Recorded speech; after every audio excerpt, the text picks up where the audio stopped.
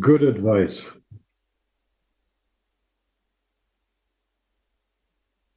Video's live. Thank you. And we are live. Apologies for our late start. As is with technology and everybody getting into the meeting, it doesn't always happen as swiftly and as efficiently as we like, but we all are here so we can begin. Before we start the meeting, I would like to recognize with humble gratitude, especially as we celebrated National Indigenous Peoples Day on Sunday, our place here in Coast Salish territory, and I raise my hands to all of our First Nations throughout the Cowichan region for the work that we're all doing between local communities and local First Nations. We have many treaty representatives at this table that are deeply engaged in the important work that's happening in their area, but throughout our region.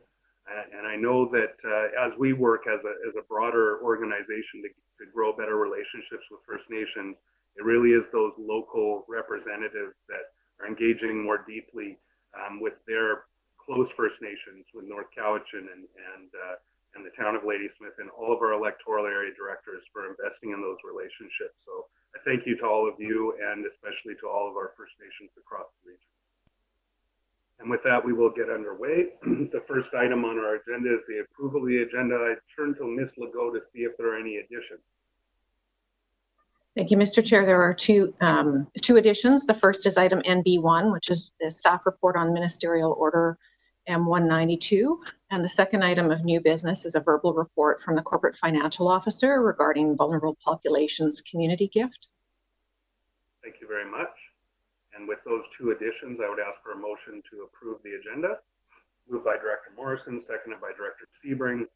All those in favor? Any opposed? None opposed, motion carries. And then we move on to the adoption of minutes from the regular board meeting of June 10th. And if there's no omissions or changes required, I'd ask for a motion to approve those minutes. Moved by Director Yanni DiNardo and seconded by Director Smith. All those in favor? Any opposed? None opposed, motion carries. I believe we're skipping 4, 5, 6, 7, 8, and 9, which are business arising, public input, delegations. I do not have a report from the chair today. Correspondence and information. So, Ms. Legault, I saw your hand up. Did we have something before we head to committee and commission report? We do have submissions for public input period. Apologies, I didn't mean to skip 5. My apologies. I just rattled them off because I saw a blank space on our agenda. Ms. Kaufman, it was not my intention, or Mr. Evans, to skip public input at all. So my apologies in hindsight. So I'll go through to Ms. Legault for public input. Thank you, Mr. Chair. The first item is from Cliff Evans. Mr. Chair, I'm Cliff Evans from Shawnigan Lake.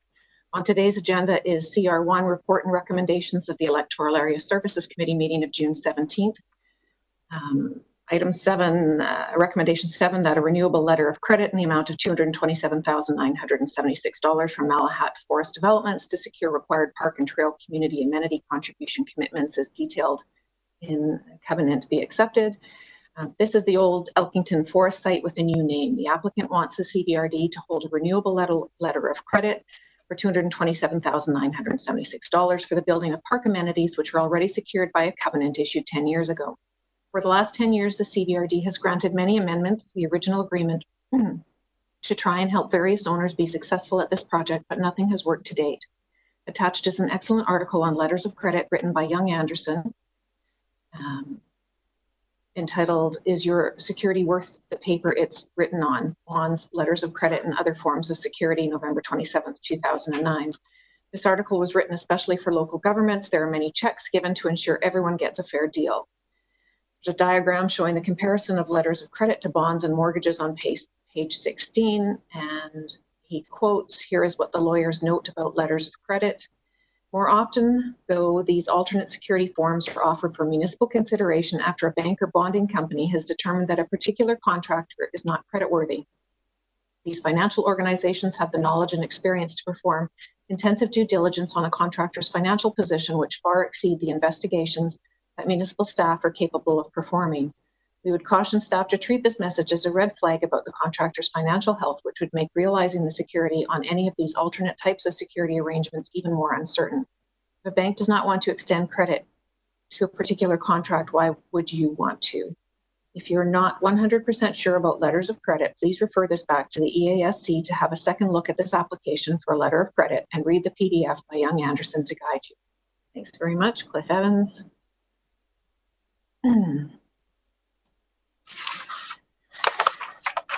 The second submission for public input period is from Susan Kaufman.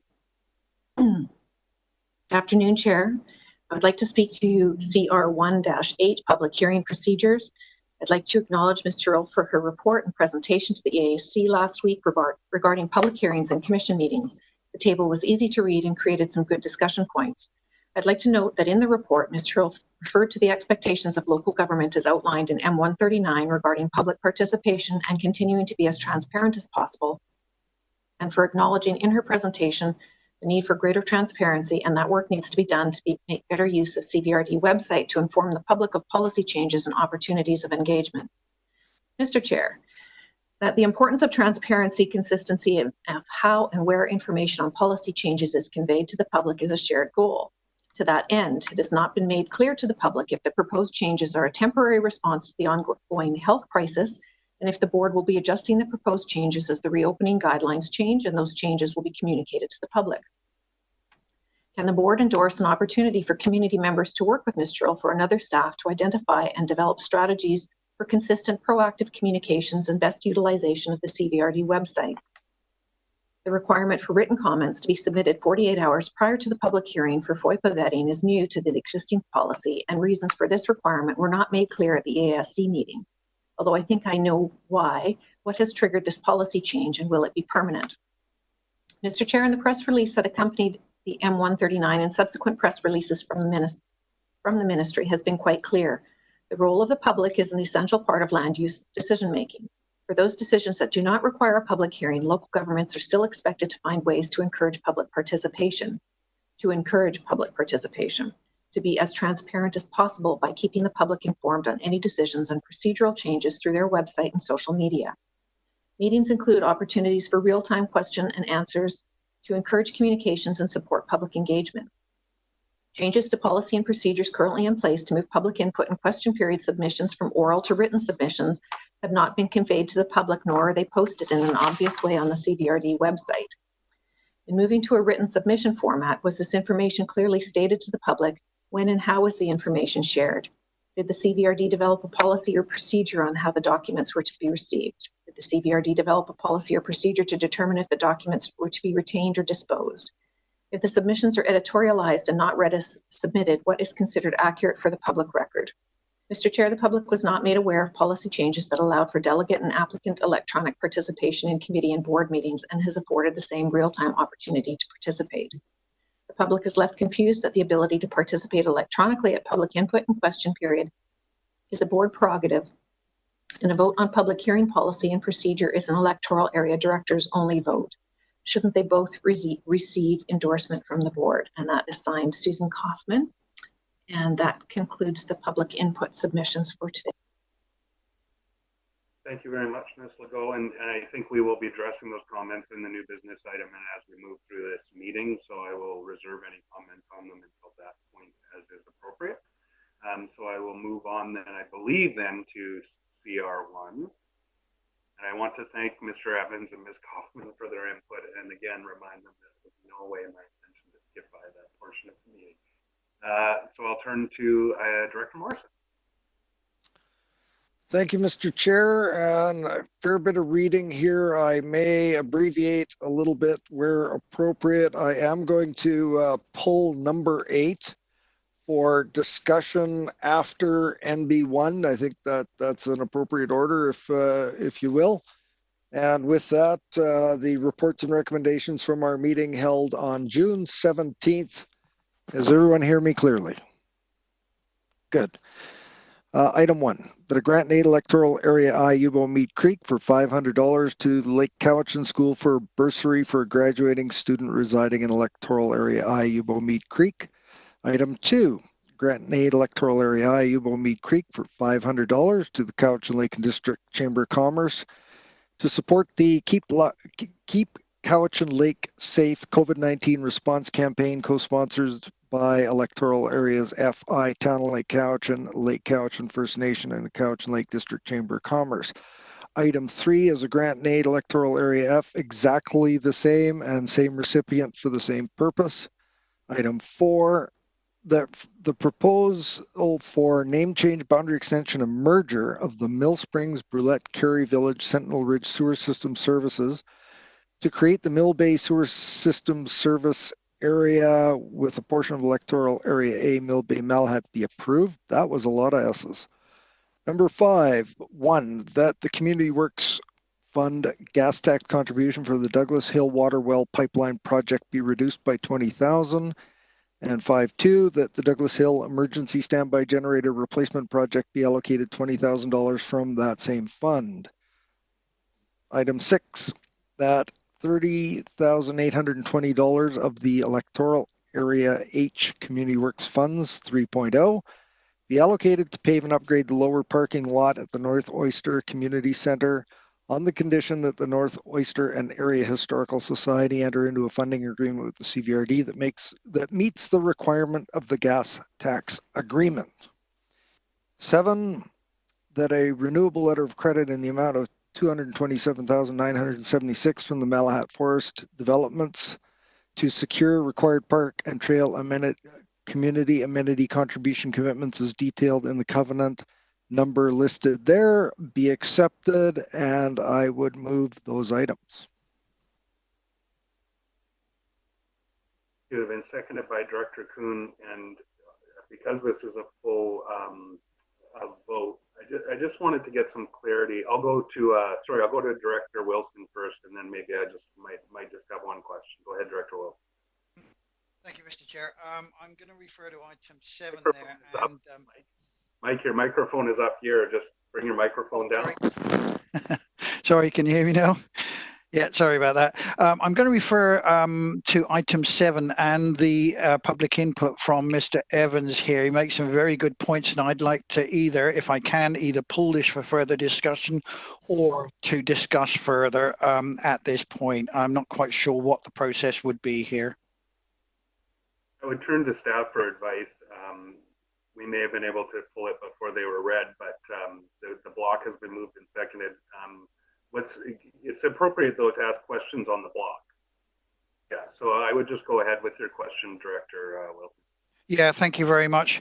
Mr. Evans makes a very valid point, and as I recall from the vote that came forward on this particular subject at the last meeting, I was the only one that voted against it, but I still have the same misgivings here that we are granting a letter of credit to a company which has, I'm told, lots and lots of resources, and why have they not gone to a recognized financial institution for this? And I'm still very uncomfortable with this one. I would like it referred back for further discussion so that we can seek further on this. But I'm not happy with this at all, and I cannot support that last one there.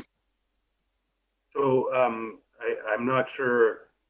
Sorry, again, I feel like I'm diving into procedural questions. We have a block that's moved and seconded.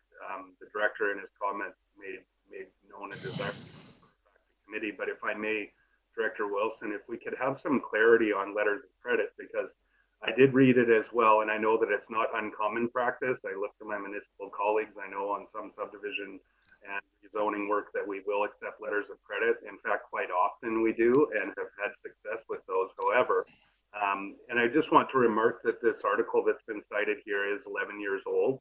So I'm not sure if things have changed in the interim where letters of credit are more acceptable, but I would just ask staff if they could comment on letters of credit so that we may be able to move forward or decide whether a referral back is appropriate.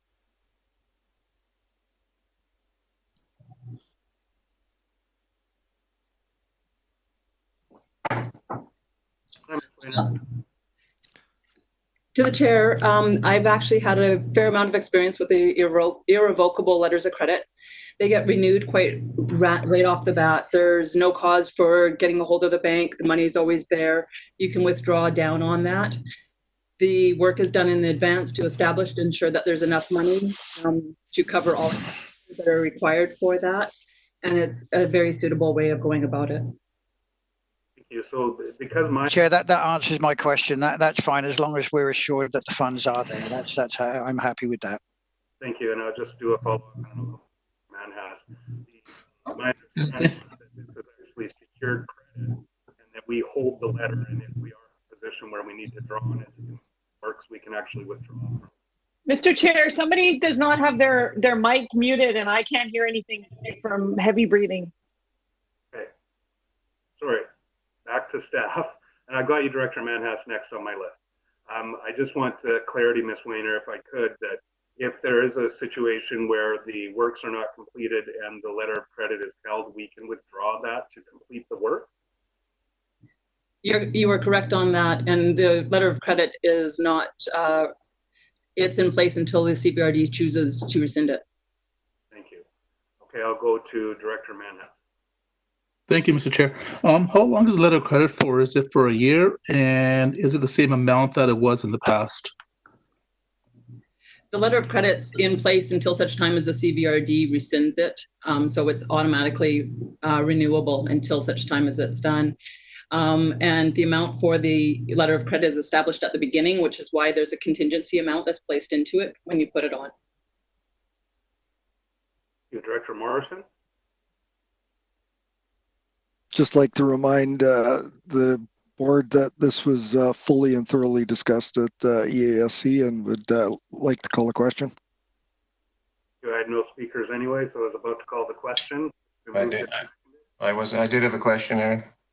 Director Salmon, go ahead. Sorry, notwithstanding, but just for clarity in general, so the letter of credit sounds fine to me, but in what case would we not require a letter of credit to secure amenities? What's the judgment call on that? Sometimes a deposit is done, or people, it's been with a contractor before, they've actually had the funds and they actually deposited and have it with the regional district, and we hold it in trust for such works, and then it gets withdrawn on it. Okay, so there's some security in any case, normally. Thank you. Yes. Director Wilson, I'll go back to you, and then I'd like to call the question. Go ahead. Yeah, I understand, and I fully appreciate that this was discussed fully at the previous meeting. But the whole point about my bringing it up at this point is that there was public input from a resident who expressed concerns, and that was my reason for bringing it up. Thank you. And we did get that clarity, so I thank you from Ms. Weiner and staff for that clarity. So I will call the question on the block. All those in favor? Any opposed? None opposed. The motion carries. Back to Director Morrison for the second half. Thank you, Mr. Chair, and I believe these are electoral area director onlys. We are bypassing number 8, go to 9. Development permits number DVP 19803 with PID 000827533 to vary section 5.2 sub A of the Couch Valley Regional District Electoral Area H zoning bylaw 1986 to increase the maximum floor area for a separate suite from 74 square meter to 111 square meter be issued subject to the following. 1, that the owner provide written confirmation from a professional engineer certifying the sufficiency of existing on-site solid waste facilities to serve the proposed development prior to issuance of building permits. 2, that the owner provide written confirmation from a professional engineer certifying sufficiency of existing potable water supply, same condition prior to building permit. 3, that the owner enter into a restrictive covenant to prohibit subdivision of a parcel at the owner's expense prior to the issuance of a building permit. 10, development variance permit number DVP 20B01 for PID 000746631 to vary section 8.6 sub B sub 3 of the electoral area B Shawnigan Lake zoning bylaw from 2 meters to 1.8 meters from the interior side parcel line and from 7.5 meters to 3.5 meters for the front parcel line, and part 6 of the land use contract F27348 from 3 meters 10 feet to 2 meters be issued. Number 11, that development permit number DP19B21 for the PID listed there be issued. 12, that development permit number DP19B23 be issued. 2, that the required cash amenity contribution of $10,000 for development permit number DP19B23 be made to the Shawnigan Lake Recreation Specified Area Capital Projects Reserve Fund pursuant to Section 7.3 sub C sub G of the Area B zoning bylaw 985 from 1986. 3, that Lot 1 in the proposed subdivision of PID 026-226-430 be exempted from the requirement for a minimum 10% lot frontage onto a road in accordance with Section 512 of the LGA. 13, that development permit number DP20B03 be issued. And 14, that development permit DP20B04 be issued. And I move those items. Seconded by Director Yanni DiNardo. Any discussion on those items? This is for electoral area directors only. All those in favor? Any opposed? Unopposed, the motion carries. Thank you, Director Morrison. I was just waiting for and that concludes my report, but you're muted. Trying to be brief. Thank you very much, Director Morrison. Moving on to CR2 report and recommendations from Regional Services Committee of June 24th, and I go to Director Yanni DiNardo. Thank you, Mr. Chair. The Regional Services Committee of earlier today, June 24th, 2020.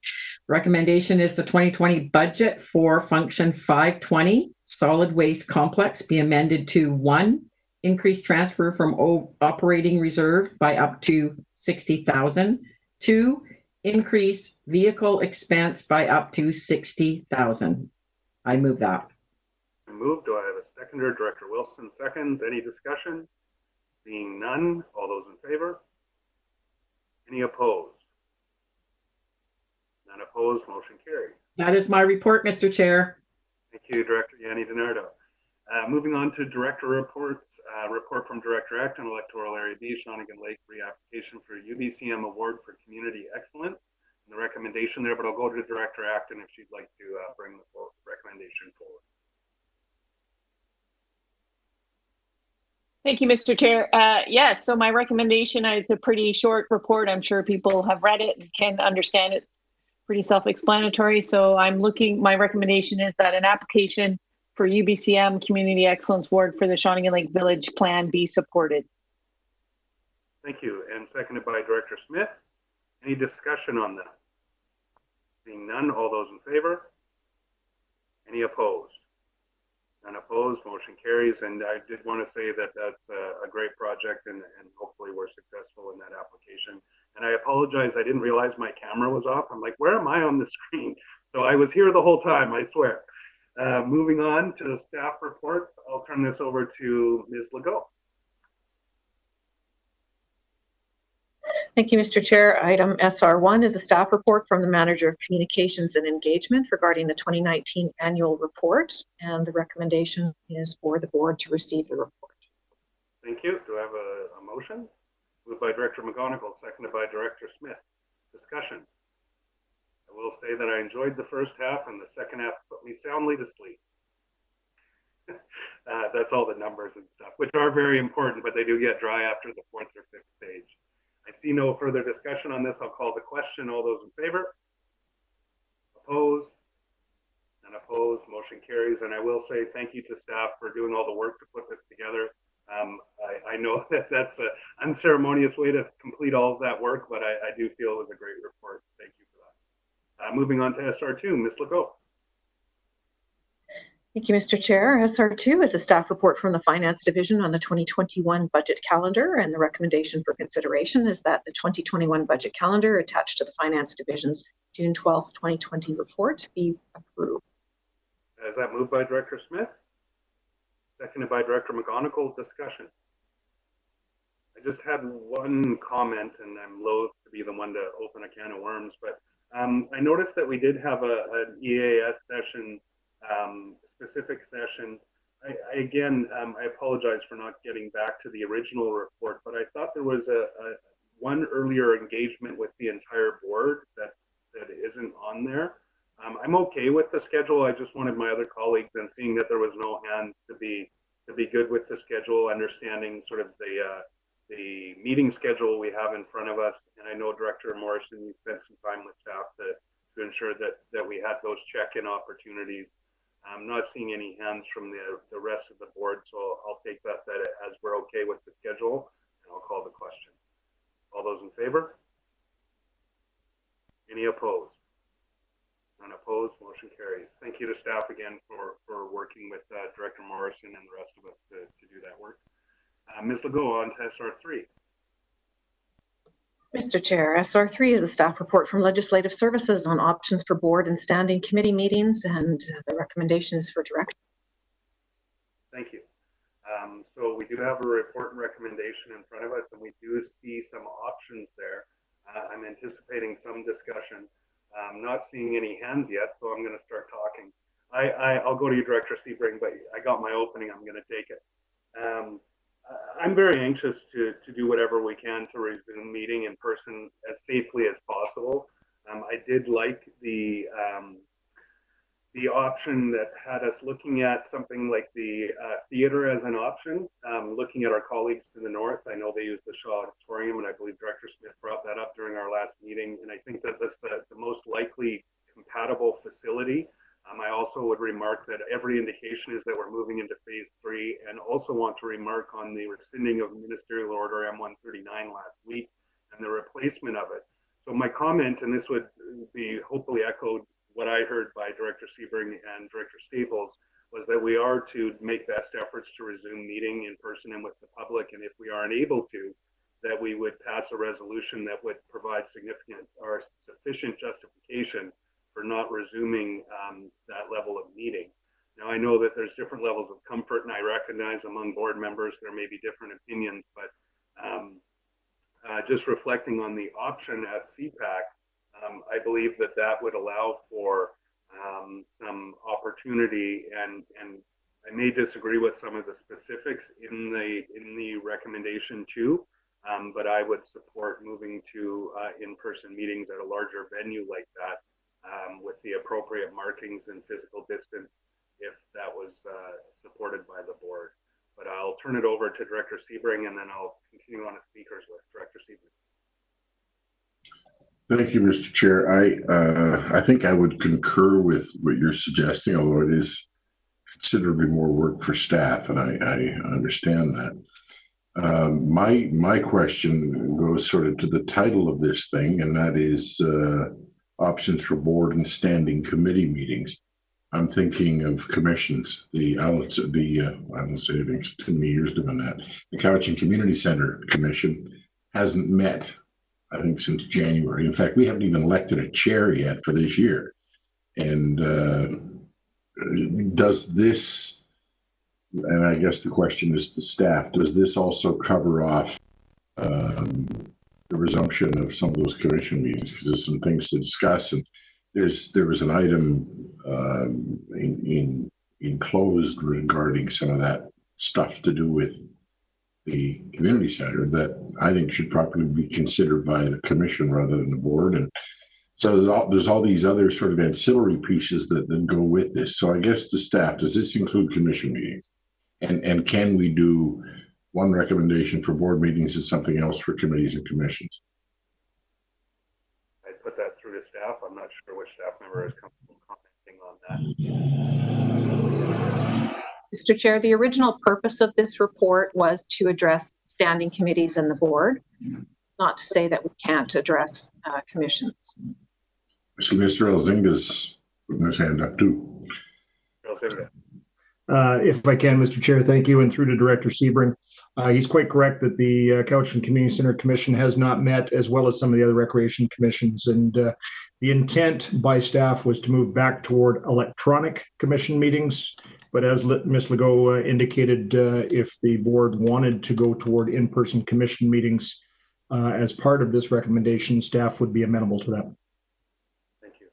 So I think we can probably discuss the standing committee and board meetings in a package, and then maybe the commission meetings in another, being that they're a little bit different animals. But I think that, you know, again, I defer to my colleagues, but I'm antsy to return to properly social distance and manage in-person meetings, but that's my bias. I'm kind of zoomed out too, if I can put it that way. Thank you. I'm sitting on a special pillow right now, so that tells you how much I think of my chairs in my home. Director Sebring, I've got you now, Director Acton, and then Director Morrison, and please raise your hand if I didn't read your name and you'd like to speak. Director Acton.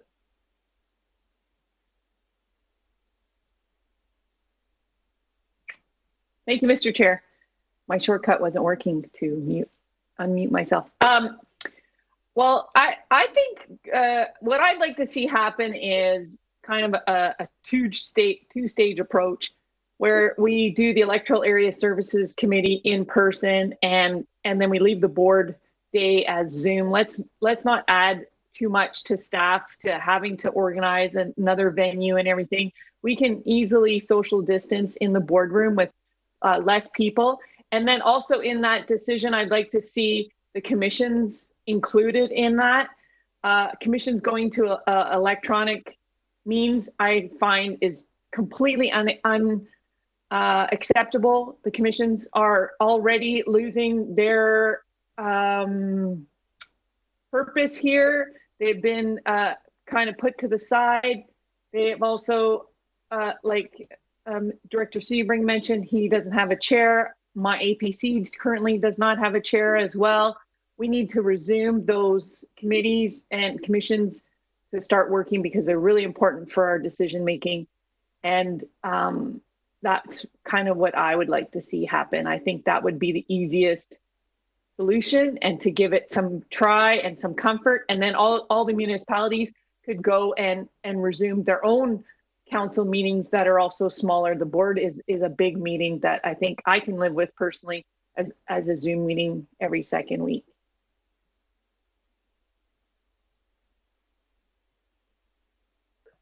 Sorry, I forgot I muted myself. Thank you, Director Acton. I'll go to Director Morrison.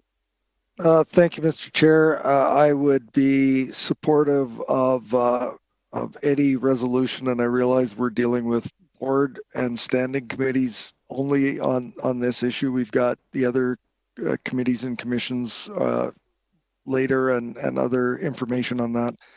I feel it's really important that we not only be meeting in a face-to-face format, that we be seen to be meeting in a face-to-face format with the opportunity for limited numbers of public to attend. And I think that there have been reduced costs to the organization in the fact that we've been doing the meetings by WebEx. I really think it's important that we lead by example, but we also have to realistically take into account those directors that may have some legitimate fears of in-person meetings or interacting with people, and provide that space and environment for them to participate, but be socially distanced and comfortable at the same time.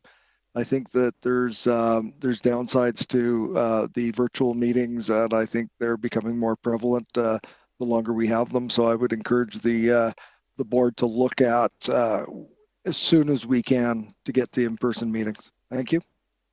Thank you. Director Staples.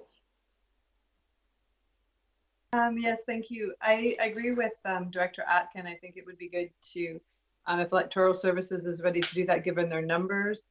But for the board, I feel like the once every 2 weeks meeting this way is appropriate because of not being able to do the appropriate distancing in the boardroom. And I don't know that, I feel like we have a more limited number of meetings in the summer. Generally things slow down. I feel like that makes the most sense for this point in time. In terms of commission meetings, I think it would be important to have something where people could choose to do both, where there is a way for people to go in online. I think given the fact that there are committee members on those committees, I don't know that everyone feels comfortable being in those situations. And I don't feel like we should be dictating that for people. I think we have to give people the choice.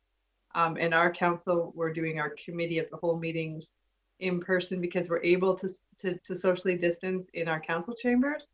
But when it comes to our council meetings, because they're recorded, we can't do both in that space, keep physically distance and record. So we're still having our council meetings.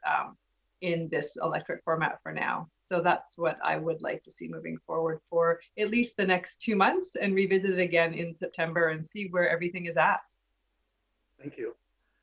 Director Yanni DiNardo, then I have myself, Director McGonigal, and I thought I saw Director Justice as well.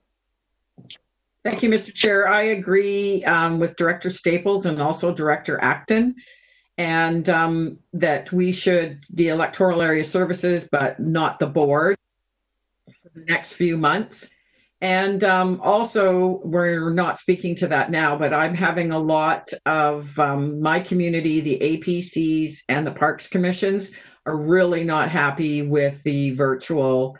They could easily distance and be together, and they're feeling left out, but they're also advisory to me, and I value them. So if there's a way we can do something with that as well. Thank you. Thank you, Director. I'll skip myself and go to Director McGonigal. Thank you very much, Mr. Chair. Through you, if I may, I think it's very important that we deal with the business of the board as openly and transparently as possible. And we heard in public input previously about a public question period and public input opportunities.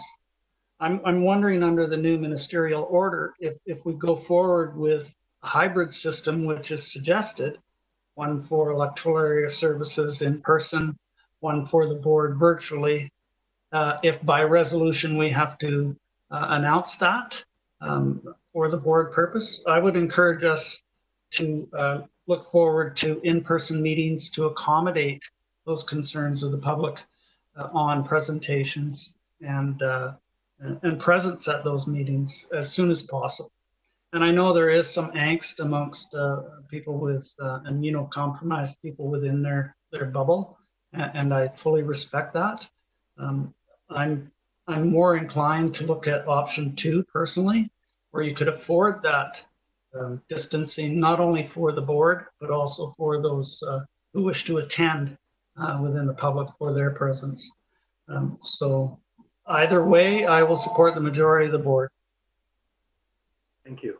And I think that maybe there's a question in there as well that I have, and it was kind of what I was going to ask before I removed myself, so I'll ask it now, is that the understanding I had, and I was looking for the orders online, but I can't find them, was that M139 had been rescinded and that there were new orders in place. And the minister said on our call last week that if we are unable to resume in-person meetings with the public, that we were required to pass a resolution providing sufficient rationale for that decision. Is that the case? That's correct. Okay. So we may look to staff for assistance on what resolutions may be appropriate depending on what the board decides during this discussion. I think you waved me off, Director Justice, when I asked if you wanted to speak. If you do, this is your. Thank you. No, I didn't wave to you. You might have scratched, and out of the corner of my eye, I thought it was me. I don't have anyone else on my speakers list, so I would open it up to further comments. So we do have a. Sorry, I got onto a different tab. We do have a request for direction. So I'm willing to sort of, take a precautionary approach, but I'll go to Director Morrison because he's going to bail me out with something. Director Morrison.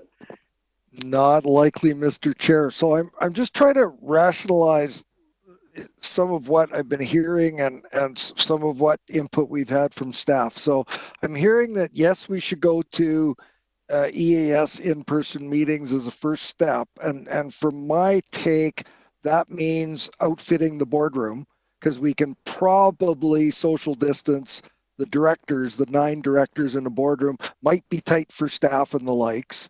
And then going to board and larger committees, probably off-site at a different location. So I'm trying to understand how we can, if we're going to try and shoehorn an open meeting of EAS into the boardroom and ultimately have to go to another location for the larger committees in the board, why would we even go to that expense? I think we should pick a location and set up there and have EAS regional services, community, corporate at one location. And I think the community performing arts center is a logical location because of some of the assets and inventory that's in place and the skill sets that are in place. So I don't want us to have to do one thing over here for one committee and have everything else over at another location. We have to be responsible with the community's dollars. And I think that there's a logical location, and that's the community, the Performing Arts Center. So just wanted to throw that out there.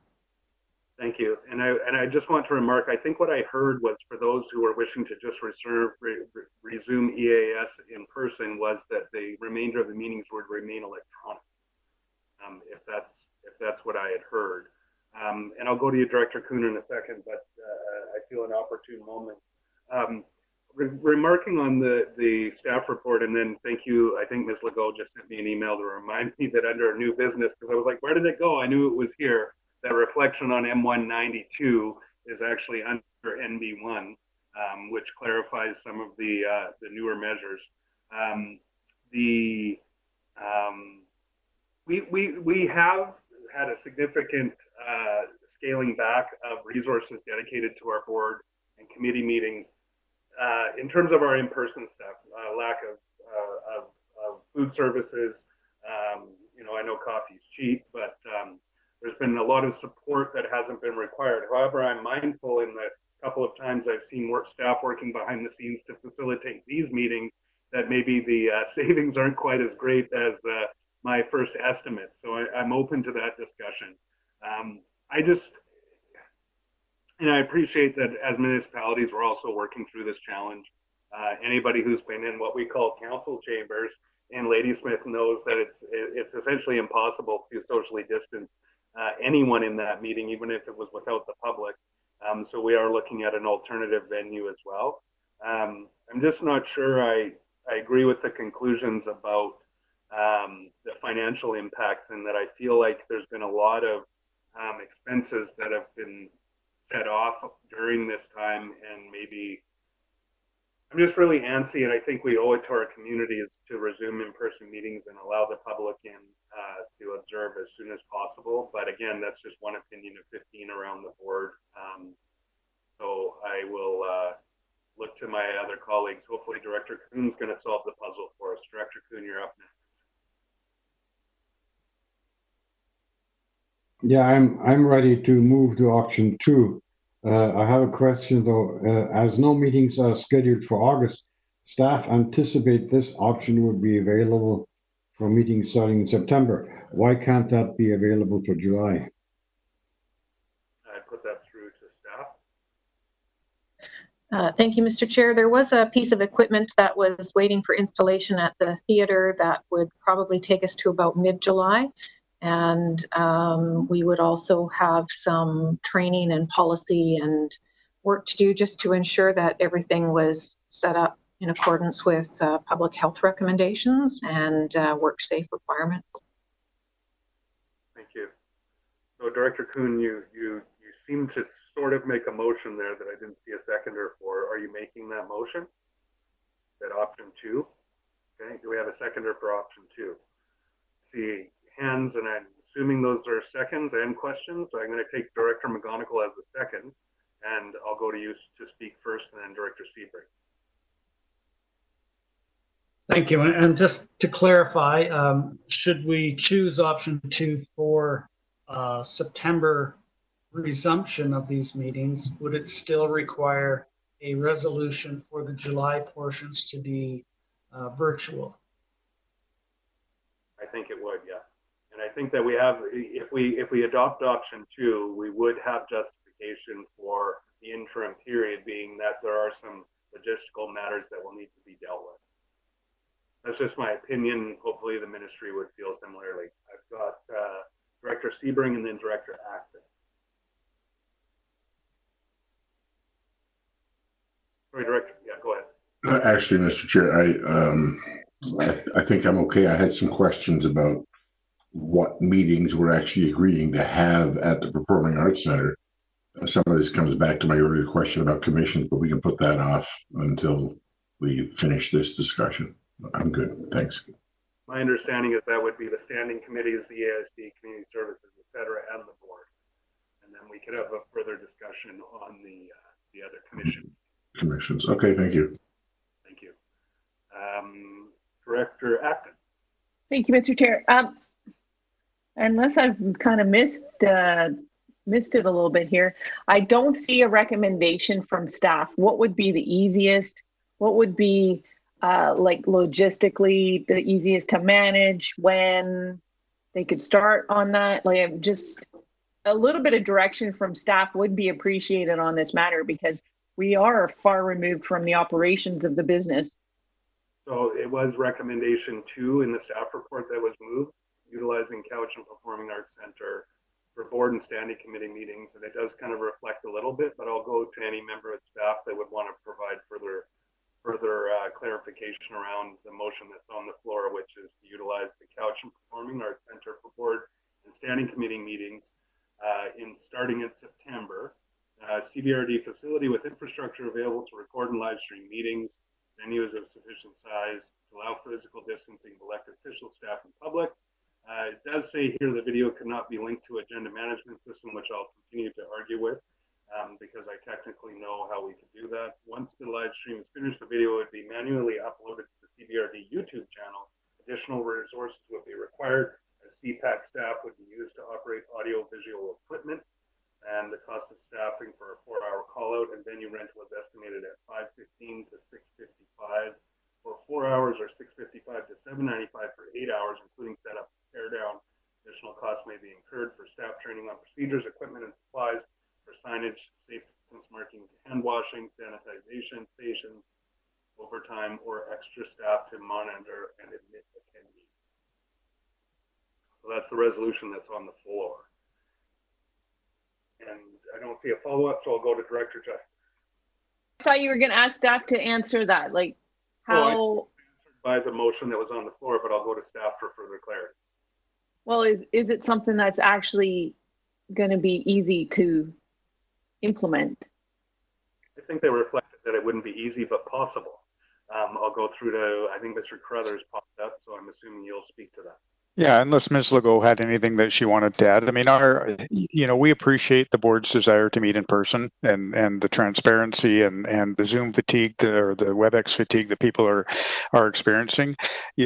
Our restoration of services plan that the board previously approved had us going to in-person meetings in stage 4, basically once the pandemic was declared over or the state of emergency was lifted. However, I appreciate that the board wants to consider other options.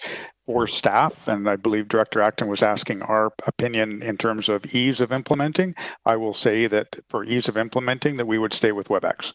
We've got a system in place. It's fairly easy to operate, and we've got that in place. It is going to be a fair bit of work to go and reconfigure the community performing arts or the Couch and Performing Arts Center, to have staff trained, to have protocols in place, to have all of those protocols managed for each individual meeting. Yeah, that's a simple question, simple answer. It is more difficult, but it is the will of the board. And if the board wants to resume, then we will make whatever effort is necessary to get you meeting in person. Thank you. Does that clarify, Director Acton? Yes, thank you. And can I have a follow-up comment then? Thank you. So I won't be supporting this resolution. I would rather us do what was suggested, is just some small baby steps and open up the boardroom for some of our smaller committee meetings and start there to reduce some of this WebEx overload and et cetera. Thank you. I've got Director Smith on my list, but I've got first Director Yanni DiNardo and Staples, and then Director Smith. Director Yanni DiNardo. Thank you. I won't be supporting it either. I feel that we should be waiting and have a little bit more patience. This has been working. There has, we are still in the middle of a pandemic. There's still issues and safety for people that I feel this has set up. I think we've all settled in. I know that some are tired of it, but I think that this is the most efficient and has worked well for us. And I think that we should continue with the least amount of stress and the funding, even with staff. Thank you. Sorry, I'm going to go back to Director Justice. I apologize. I had you on there and then off, and then I had to start a new list because my page got full. So I'll go to Director Justice, then Staples, then Smith. Yes, thank you, Mr. Chair. I just wanted to make the point, I guess it's already been made, but that the report, the staff recommendation is actually option 1, to stay with the status quo, not option 2. And I think that I'm siding with Director Annie DiNardo and Director Acton on this, and I won't be supporting it. Thank you. Director Staples, and then Director Smith. Won't be supporting it either for the same reasons as have already been outlined, and also just thinking about listening to the CAO speak about the expense of implementing something like that when we don't even know how long this is going to be or how long we would be able to use that. I think it's too early to start trying to make those types of transitions right now. We're still in the very early stages of a pandemic, because we're moving into, we're opening up more and more regionally and provincially. Doesn't mean, they keep telling us to also be cautious at the same time. And so I feel like investing all of that money and time for staff into that would not be an appropriate use of anyone's time, given the complete unknown in this right now. Thank you. I'm just reflecting on the minister's comments last week and the reasons they rescinded the order. So I'll go to Director Smith. Thank you. I will not be supporting number 2. I think that we have communities that are all struggling, and if we as 15 elected officials think we're struggling to be in Zoom meetings, how many of them are spending 8 hours, 7 days a week on meetings in Zoom to try to actually provide for their families, continue financially? So I do feel that I am willing to continue with the status quo to ensure that we are safe, that the public is safe, and that we continue down that road. I know people say they're Zoomed out and they're WebExed out, but we know that we can do this. We'll be able to continue down this road. So I won't support number 2, but I would definitely support number 1. And we will be away for most of August, so we only have limited meetings for July. It's not a hardship to go through those meetings. And I think with August, September might be something different. Thank you.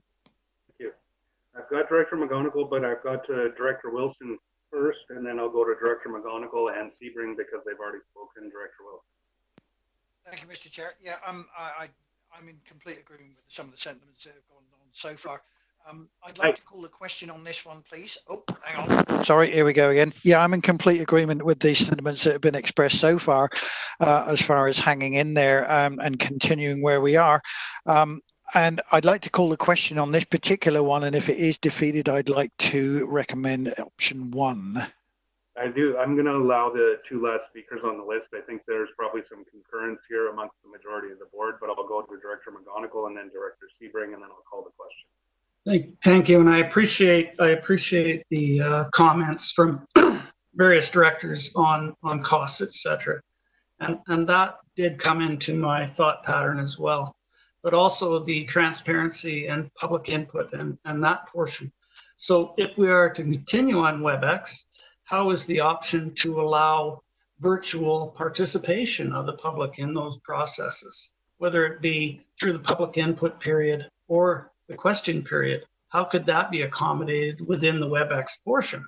If not by in-person substance, is there an option within WebEx to allow that?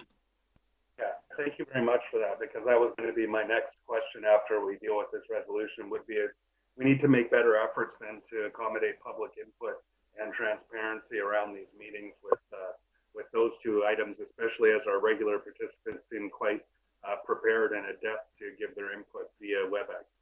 I would go to Director Sebring, and then I'll hopefully call the question. Just a point of clarification on the motion that's before us, and this is for staff. The ministerial order is still in effect with respect to a maximum of 50 people in a room at one time for one event. Assuming there's 15 of us, and on any given day 10 staff, that's 25. Is the participation of the public as envisioned, if we do this at the Performing Arts Center, limited to the first 20 people, first come, first served? How do we handle that? How would we handle that?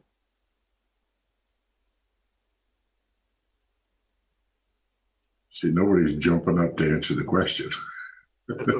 Well, in the absence of staff, Mr. Chair, we're going to have to manage that. That is going to be one of the limiting factors in terms of conducting an on-site meeting or in-person meeting, because we cannot breach the gathering of more than 50 people, and you are going to have potentially contentious issues coming forward. But we'll have to figure that out. That based on the direction that we received today, staff will be going and looking at how we best do that. And if I can, Mr. Chair, Mr. Elzinga had his hand up and might have something else to offer. Thank you. And after that. So again, I'm hearing a majority of comments, so I'm not sure how deep we need to go into this, but I'll go to Mr. Elzinga and then Mr. Kieber, and then back to my speakers list. All the questions. Thank you, Mr. Chair. Just to let everyone know that we're developing our recreation center safety plans this week around a lot of these logistics. We are phasing in some approaches as well. The number of 50 is using the grocery store model. So we're allowed to have more than 50 people in a recreation center.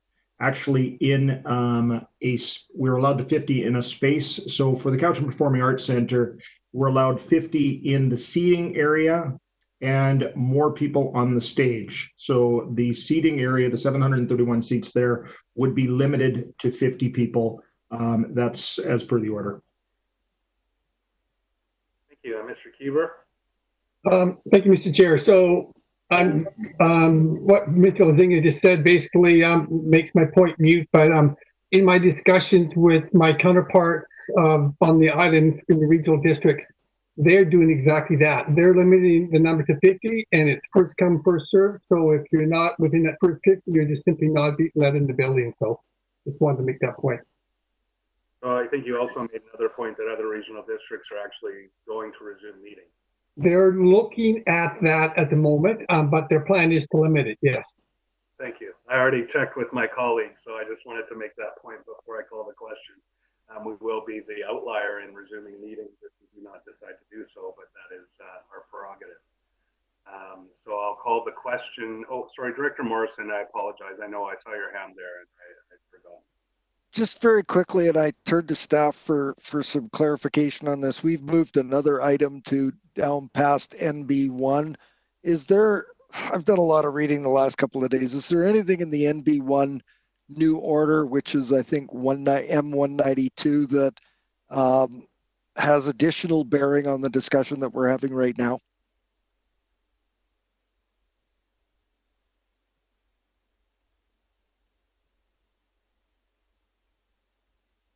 One thing I notice about WebEx meetings is we have to really prompt for staff participation. Whoever on staff can answer that question. Thank you, Mr. Chair. So yes, I mean, the ministerial order does provide new direction and requires local governments to undertake best efforts to meet legislative requirements for open meetings so the public can continue to participate and understand local government decision making in a way that's meaningful for them. However, if there are reasons for not being able to do that, it is permissible for the local government to adopt a resolution to provide a rationale for the continued need to meet in a virtual format. Thank you. Director Kuhn, I was going to call the question, but go ahead. So what rationale are we going to bring forward? Well, it's under NB1. There's a resolution recommendation there that lays it out.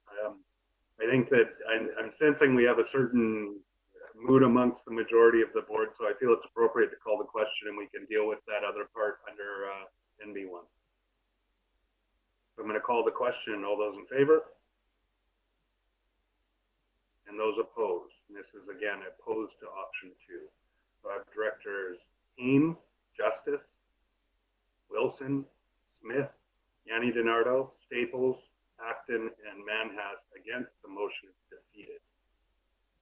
Unless It feels so lonely. Thank you for that. A little bit of levity and brevity. So Ms. Legault, I'm just going to go to you and saying that if the recommendation and the will of the board seems to be that we continue with the status quo for the interim, that could be handled under NB1. But I also saw some discussion amongst our electoral area directors about resuming committee meetings. So I think we maybe should have that discussion at this point, and then we can move down to when we get to NB1 to kind of firm up the resolution that would justify the continued ongoing electronic meetings. I saw Director Wilson's hand. Director Wilson. Yeah, sorry, if we're going to discuss this under NB1, then I'm happy to leave it there, but I would, at the moment, I'm preferring option 1 to go forward. Okay, so I'll go to the pleasure of the board. You know, I think maybe then it would be appropriate, Director Wilson, if you want to move that, and that gives us a test of the House. And then when we move under NB1, that's been seconded by Director Smith. I'm not sure, we haven't already discussed the merits of 1 versus 2, but if anybody would like to speak further on option 1, I would start a speakers list. I'm not seeing any speakers to option 1. I'll call the question, and this would be to essentially stick with the plan that we've had until recently. Sorry, I'm paraphrasing because I'm having a little technical difficulty on my agenda machine over here. I'll just read the resolution out. That number 1, status quo, continue with WebEx board and standing committee meetings. Despite occasional challenges related to bandwidth outages and the ability to observe nonverbal communication cues, virtual meeting platform has proven successful. Option reduces the risk of virus transmission by minimizing contact and contact intensity while reducing costs related to travel time, transportation, and catering. Directors who have connectivity issues at home could prearrange to have an office space at Ingram to use for those meetings. And the staff recommend this option in accordance with District Restoration of Services Plan until such time as the province announces a return to normal. So I'll call the question. All those in favor? And those opposed? Got to get my opposition in there. So directors, I should have just said, well, I'm with Director Kuhn. Director Kuhn, Director McGonigal, Director Sebring, and Mayor Stone opposed. The motion does carry. I thank my compatriots for standing strong with me until the end. Director Sebring. I just want to make sure that the commission thing doesn't fall off the table here. And I understand there was some discussion about electoral area services. I defer to the group if you want to have that discussion first about where to hold the ASC, but let's not forget the commissions. Thank you, and I think that's part and parcel because I think part of the electoral area discussion is around their APCs and parts commissions. So I would roll CCC in there as well, but I would go to Director Morrison. We kicked that number 8 from your report till after we dealt with SR3. So, or was it to after we deal with NB1? After we deal with MB1. So why don't we have the commission discussion after NB1, if that's okay with the board?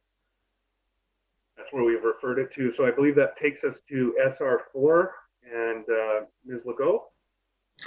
Thank you, Mr. Chair. SR4 is a staff report from the Office of the CAO regarding the UBO hazard assessment and notification review and the recommendations for direction. Okay, thank you. And in the report, I believe we have a little bit of an analysis there. I would go to our CAO or a member of staff if they'd like to introduce it. If not, I would go to our members of the board for direction.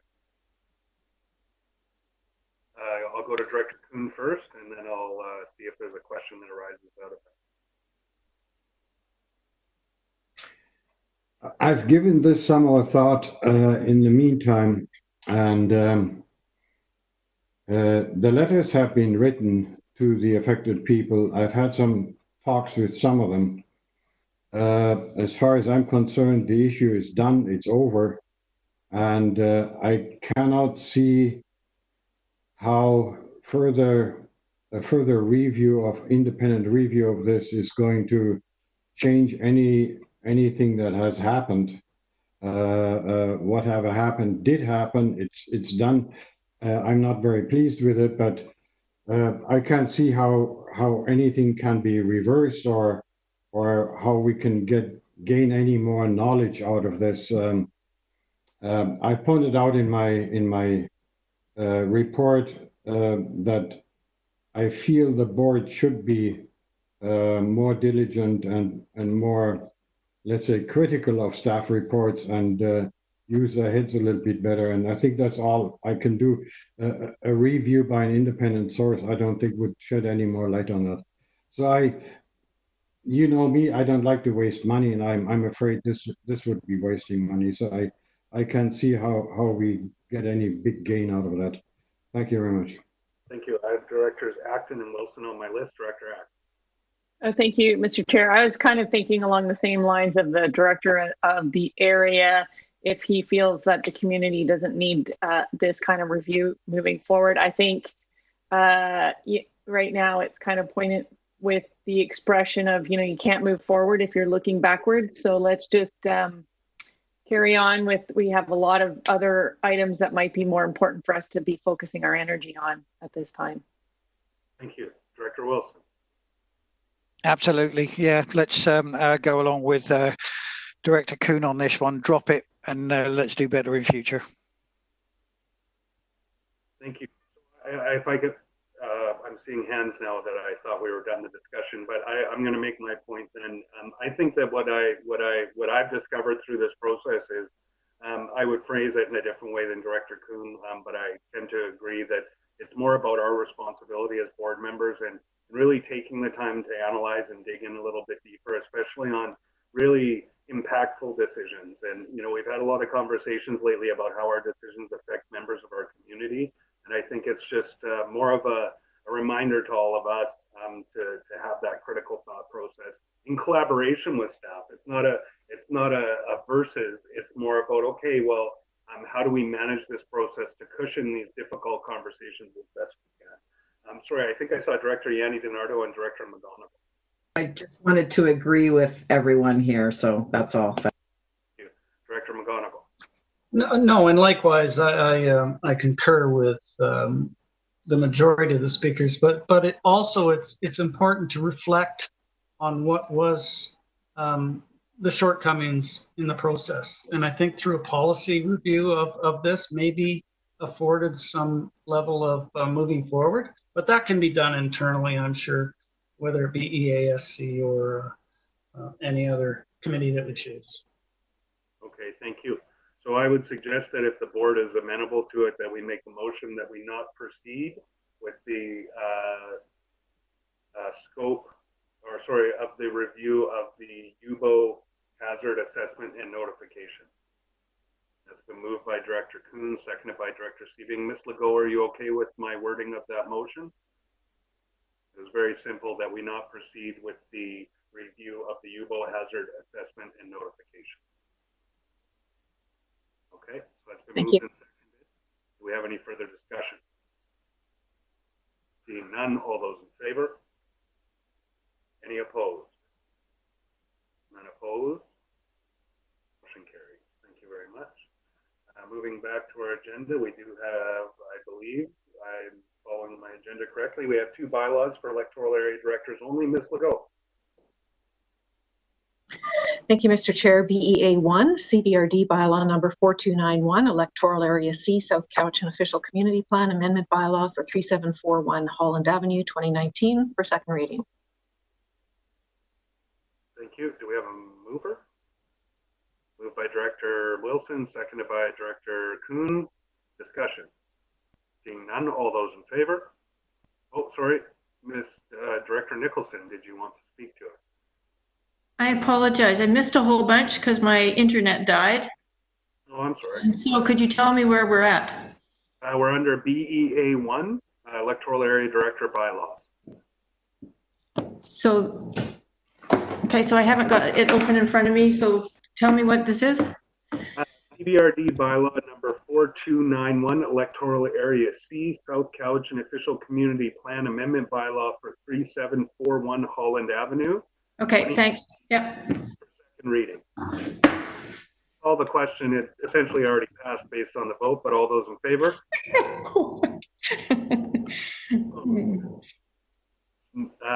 Sorry, Director Wilson, are you opposed?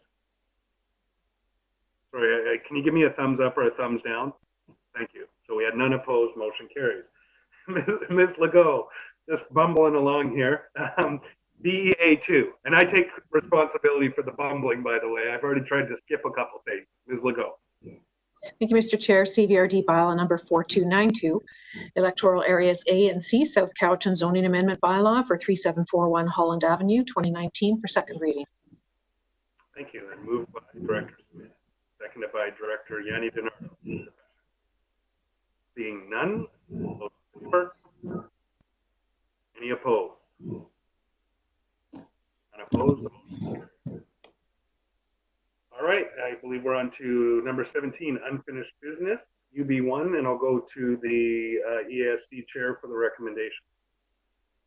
Thank you, Mr. Chair. This is a recommendation from the Electoral Area Services Committee to the board from our meeting of May 20th. It's been referred to this meeting from the May 27th regular board meeting.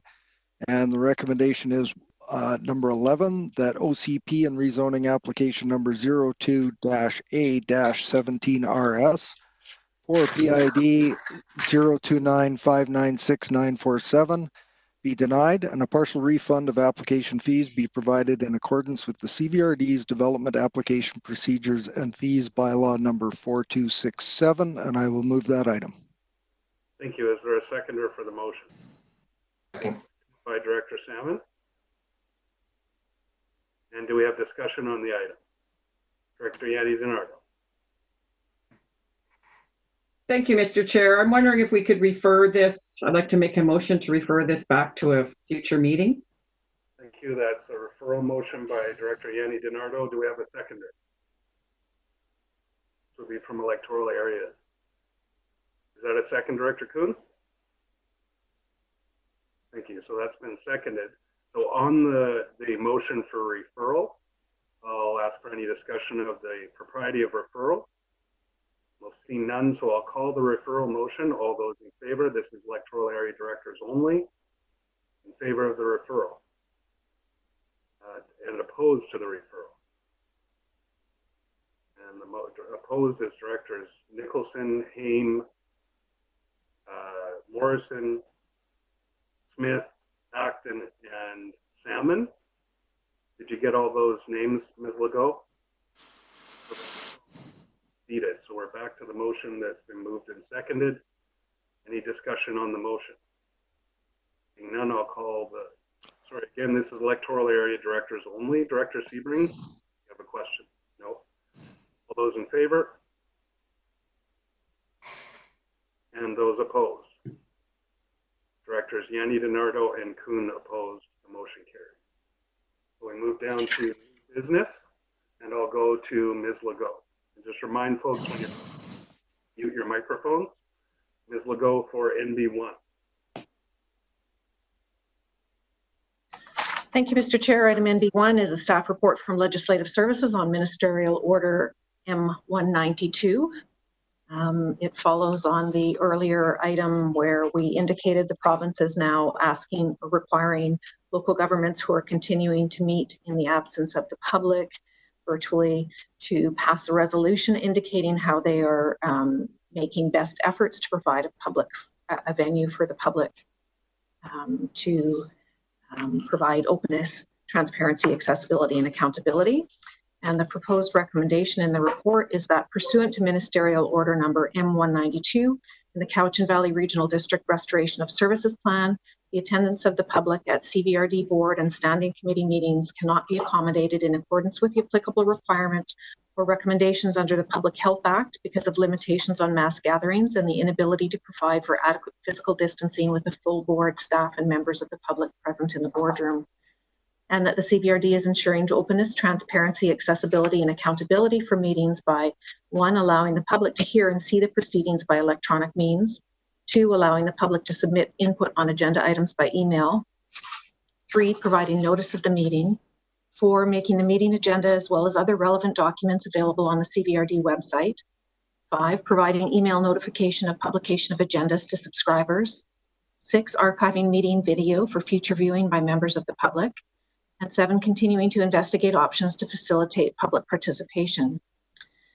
That the Cowichan Valley Regional District Board and Standing Committee meetings be held electronically and in the absence of the public in accordance with Ministerial Order M192 and the CDRD Restoration of Services Plan for the duration of the Public Health Officer's Order on Mass Gathering Events and the Provincial State of Emergency made March 18th, 2020, and any extension of that declaration in effect. Thank you. And I will go to Director Nicholson because I'm aware that you may have missed that portion of the meeting. We're still dealing with the EAS resolutions around the committee and commissions after this item. So I believe this goes to the board and standing committee meetings, but I will go to you first for questions because I did see your hand right away, Director. Okay, thank you very much. Because I do have some questions on this, although I'm pretty scattered at this point. But one question that jumps to mind right away when I look at this is it possible for the public to provide input in real time on WebEx, in addition to the option of email? Because I think there's a lot lost in translation when something is just read out quickly.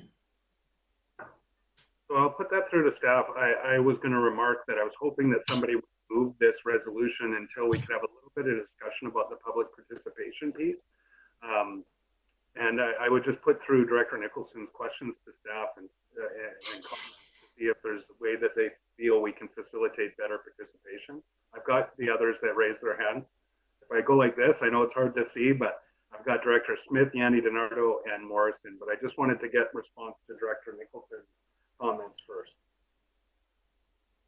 Thank you, Mr. Chair. There are options available. We could pre-register individuals and provide them with a call-in number for them to be able to participate, or we could send them the video invitation as well and have them wait in the lobby until the appropriate time during the meeting.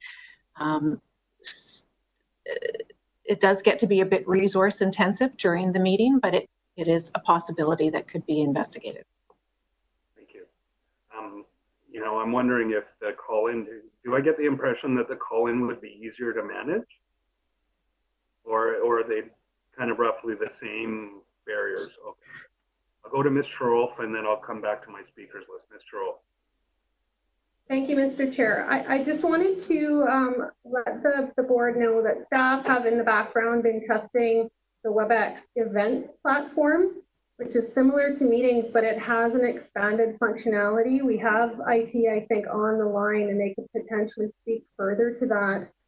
Public hearings have been held electronically in the Regional District of Okanagan and Similkameen, and they've been using WebEx events, managing that through call-in. And it is possible to see only the directors as panelists in the event, and to basically have participants inside the same event, but not seen to the general public, and they can be muted and their cameras can be turned off by the host or the controller of the event. So there is additional technology that we can be leveraging to move forward, which would probably make public input a little bit simpler. Thank you very much. And so that's still kind of a little bit of a work in progress. And I wonder if the resolution number 7 does recommend continuing to investigate options to facilitate public participation. It sounds like that's what staff is doing. We may add that to say continuing to make best efforts, but I'll go to my speakers list. Director Nicholson, is that okay for now? Okay, thank you. Director Smith, Yanni DiNardo, and then Morrison. Director Smith. I'd like to move the recommendation. Thank you. And I think Director Yanni DiNardo said yes when she put her hand up to second. Did you want to speak to it, Director Smith? No. Okay. So we do have a moved and seconded recommendation. Both of my speakers, other than I'll go to Director Morrison. You are next. Thank you, Mr. Chair. I Obviously, I'm in a minority on this view as far as the move towards a in-person format. I'm speaking up on behalf of those people that are technologically challenged, that don't know of computers, that that don't have the opportunity to participate, or would only be able to do so with the assistance of somebody else. They don't have the technology. They still rely on bulletin board notices and the newspapers, and I think that there's a fairly substantial segment of our population that that aren't in a position to, or aren't comfortable in stepping into this format. And I just want to make mention of that group. We've had a fairly limited number of people that have participated in our public input and our question period, and those obviously are very comfortable in being able to access the virtual format of meetings. But I think there's a segment, a silent segment out there that isn't able to participate in their local government because of the COVID-19 and the virtual formats of our meetings. And I just would ask everyone to keep that in mind in our future deliberations. Thank you. Okay, well, we're going to spur on more discussion. I was just going to make a comment and then quote, but I have, and then call the question, but I have Director Yanni DiNardo and Director Staples. And hopefully, Director Yanni DiNardo, you don't need to speak. Okay, Director Staples. This is just to confirm the direction we've already given the board with option 1 previously, but Director Staples. Yeah, so just also, you know, for the board to keep exploring other options for better inclusion. Yeah. Thank you. And that was actually going to be my closing comment before.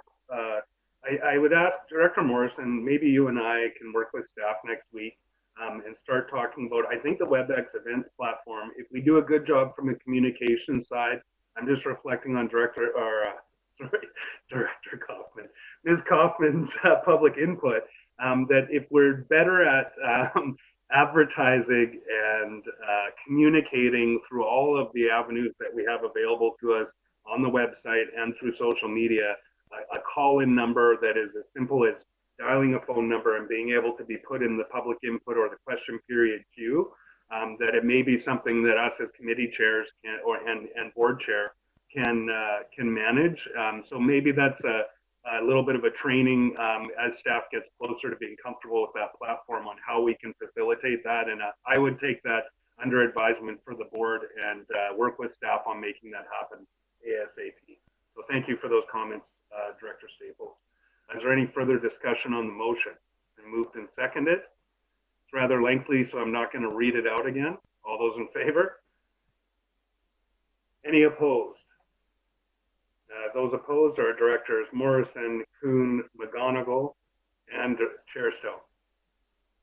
I just want to meet with all of you because I miss you so much. All right, so I believe we dealt with that, but now we have to go back to the EASC recommendation number 8, I believe it was, Director Morrison. And I think that Director Sebring, we should enter that couch and Community Center Commission into that discussion as well. So let's broaden the scope a little bit, but I'll go to Director Morrison to introduce that recommendation. Thank you, Mr. Chair.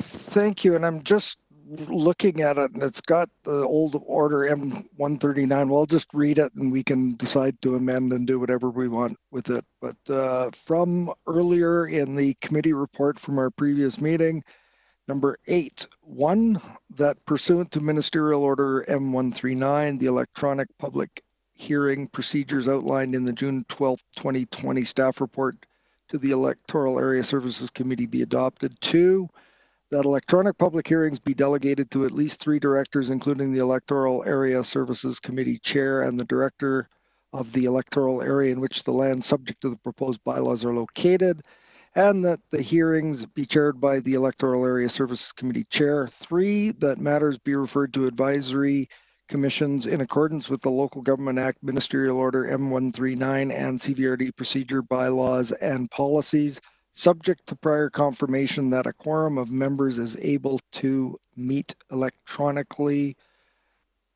Don't move those items. And I won't move those items yet. Point of order, Mr. Chair.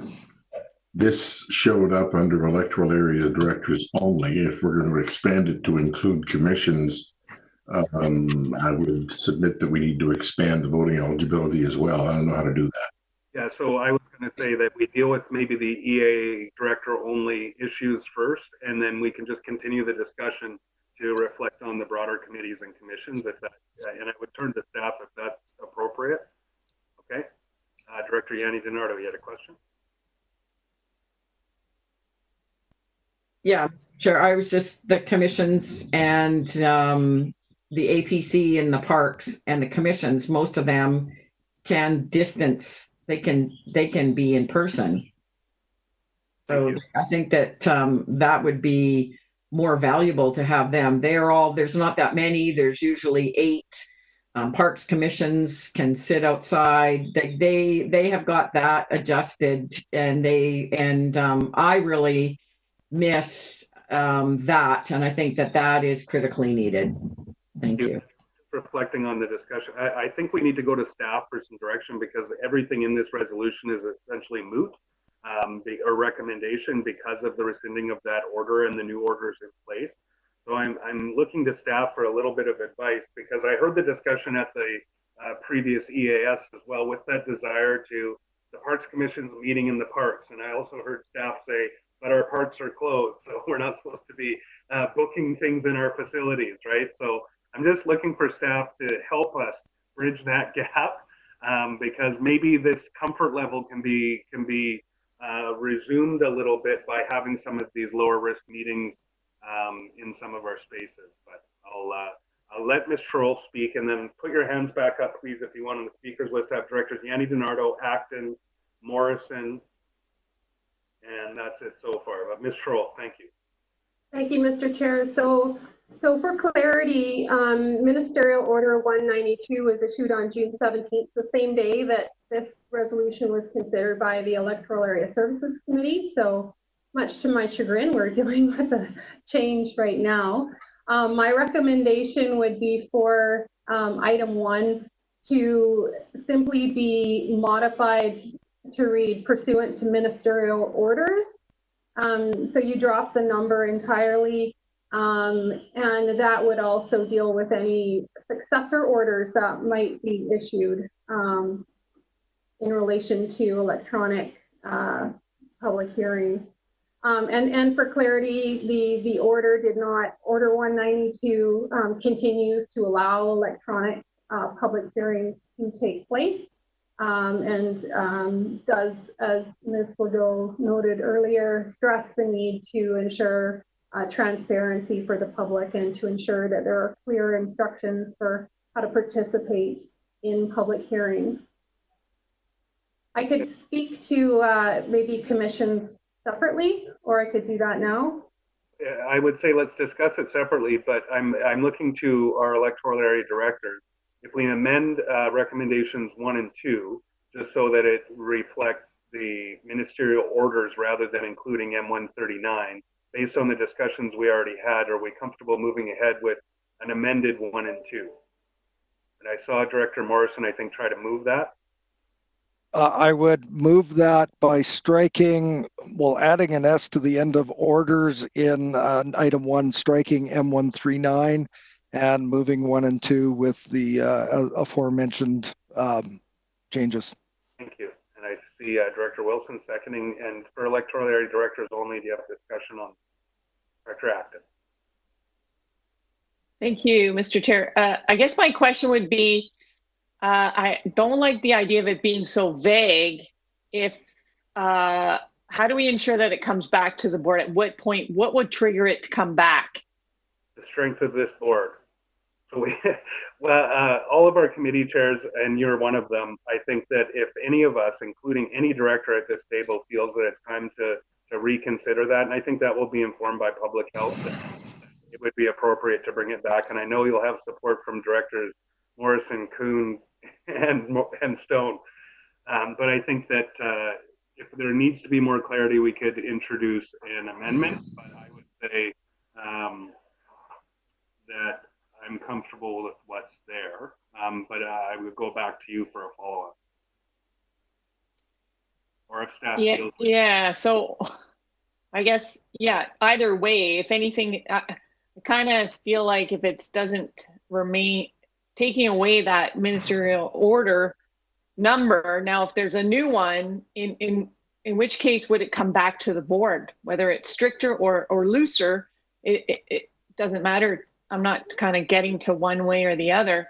I just don't like the vagueness of it, so that it. Hey, sorry, just to be clear, when something says pursuant to ministerial orders, it means that if any new orders come forward, it would need to either reflect, the resolution would need to reflect the orders, or it would need to come back to the board, because. Okay, so it'd still come back if it's different. Okay, thank you. If the ministerial orders change and we have to change our resolution, then staff would be bound to bring it back.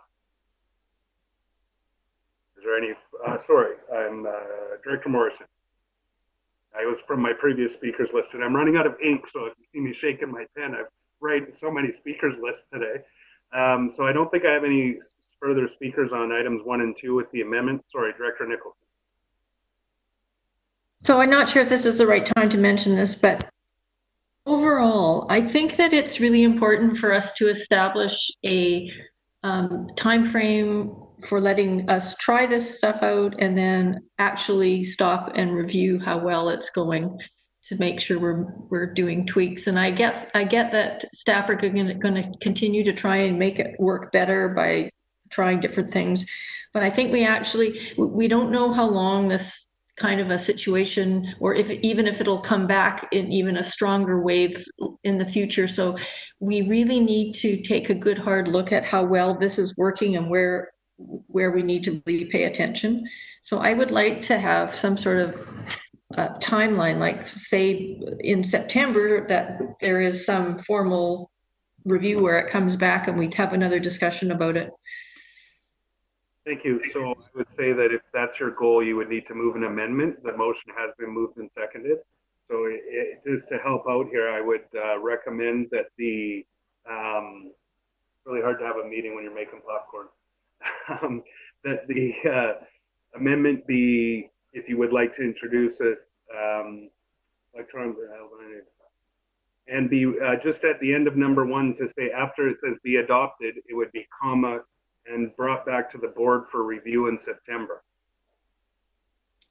Or actually, it would be more appropriate, I think, to say the Electoral Area Services Committee in September. So I guess I'm wondering if it is a broader, my thinking is a bit broader and not just pertaining to Electoral Area Services Committee work, but the rest of the board in general. So should it be a separate motion maybe? It would need to be a separate motion, yeah. We're going to have a bit more discussion, I think, here after we deal with these 2 items. So we could ask for a separate motion that says that the measures in place for meetings be brought back to the board for review in September. Something. Okay. I think that's what I'll do. Thank you. Okay, thank you. And sorry, I saw other hands, but I was trying to keep my voice loud enough that you could hear me over the popcorn popping. One of the downsides of being in the dining room. My fault. Any further discussion on the motion then? Seeing none, all those in favor? Any opposed? None opposed, motion carries. Sorry, Ms. Trolf, I apologize. I saw your hand go up at the end, but. I wasn't voting for clarity. I just wanted to just say that the way the resolution reads is that it's contingent on those orders being in effect. So if the orders expire or they're rescinded, then we would potentially no longer be able to have electronic public hearings, correct? And we would default to procedures under the Local Government Act for public hearings. Okay. All right. Well, we can have that discussion in a moment. Director Morrison, right after the vote, I think he was going to come back to you about number 3.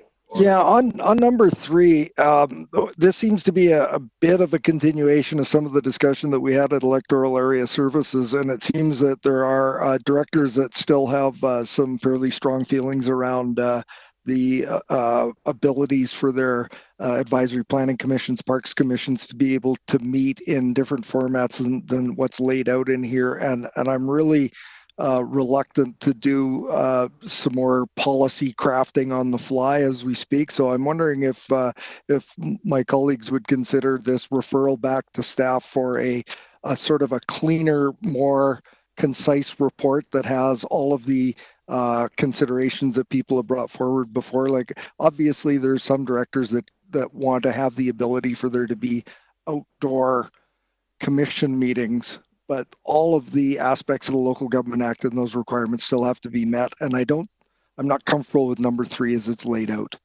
So I would move that it be referred back to staff for a separate report on committees and commissions.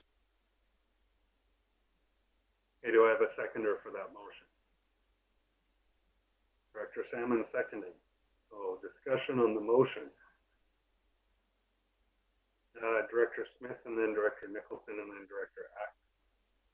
Director Smith. So during the conversation at EASC, the reason that the commissions couldn't meet outside was because they were unable to meet in our parks because our parks are closed for events. But if we're under 50 people, and let me tell you how many show up for our Parks Commission meetings, you know, locally is pretty minimal. So are we, you know, is there some coordination that needs to go on there to make some of these things happen? Like, is there something that's stopping them being in the park? Yeah, I'll have a gathering of 50. I'll put that through to staff. I think it was because the parks are closed for bookings, and this would be considered a booking. But I see the logical disconnect that 50 people can be in the park and they're social distance, but we don't, under our resumption of services plan, we're not booking facilities. But I would go to staff to see if there's a way to bridge that gap.